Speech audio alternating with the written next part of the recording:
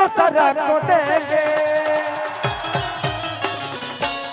टेंगे टेंगे टेंगे लेंगे लेंगे भौजी लेंगे लेंगे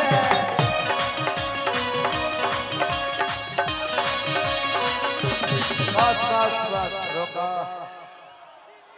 कि कौन देवता के पूजा भई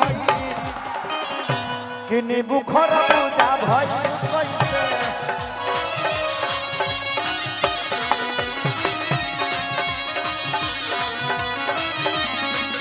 दुल्हनिया कवन का नकारी हो गई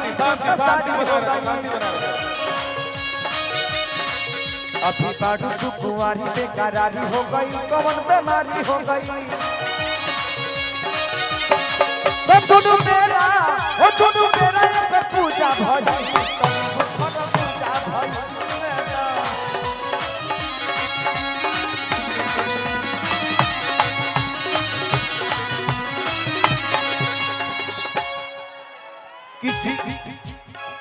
कि जीवन भाई करत रे रउआ सबसे फरियाद तो जीवन जियत रहो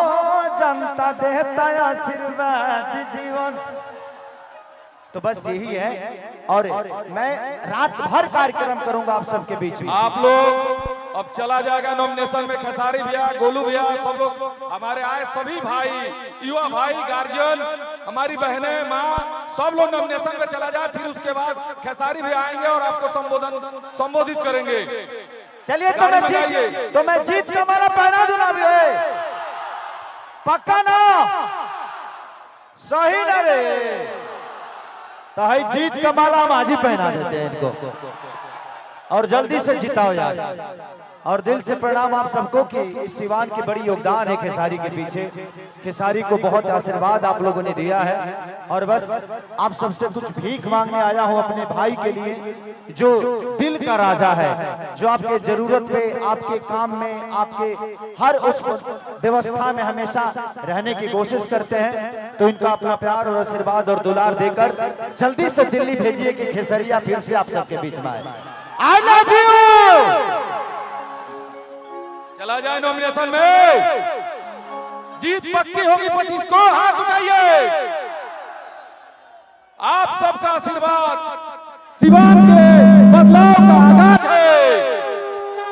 सिवान के बदलाव का ऐलान है चलो तुम हम सब नॉमिनेशन करने चलिए